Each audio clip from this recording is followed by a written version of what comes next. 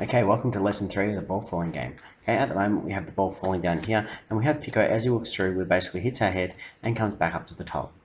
Okay, now what I want to happen is two things. I want to know if the ball hits the ground, I want to lose a life. If you catch it, I want to get a point. Okay,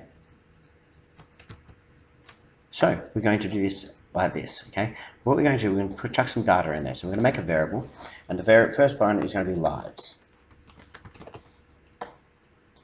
Okay, now remember what I said we had here, we have a controller. I always put everything on my controller, so I'm going to set live to 0. Okay, then I'm going to make another variable. I'm going to go score. Okay, and I want to set score to 0. Okay, and what I'm going to do is every time this ball hits me, I'm going to get a point. Set score. Sorry, that's set score. Change score by. Make sure it is the change score by. Okay, and I'll put one of these in each one. Now, when it hits the ground, this one is here when it hits the ground, I'm going to lose a life. When it hits me and I catch the ball, I'm going to get a score. When I lose a life, it goes -1. When I catch the fly, when I change, hits the ground, I'm going to get 10. Okay, now watch this. So every time I catch the ball, I get 10. Oh, I have lives set to 0 at the moment. Watch, as it hits the ground, I go -1. So I'm going to actually change over back to here and change my lives. Change lives to, we're going to get 5 lives. I don't know why 5, I just picked it randomly. Okay, then when we start it, we're actually going to get 5 lives. Wait.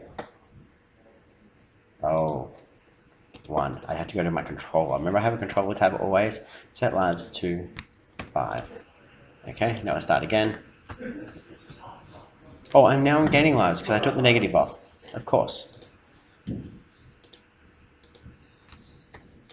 There we go. Hits the ground, I lose a life. Hits me, and I gain 10 points. Oh, I lost a life.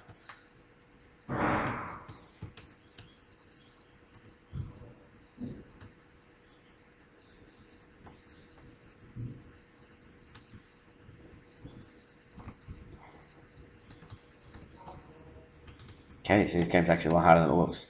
I'm already dead. Okay.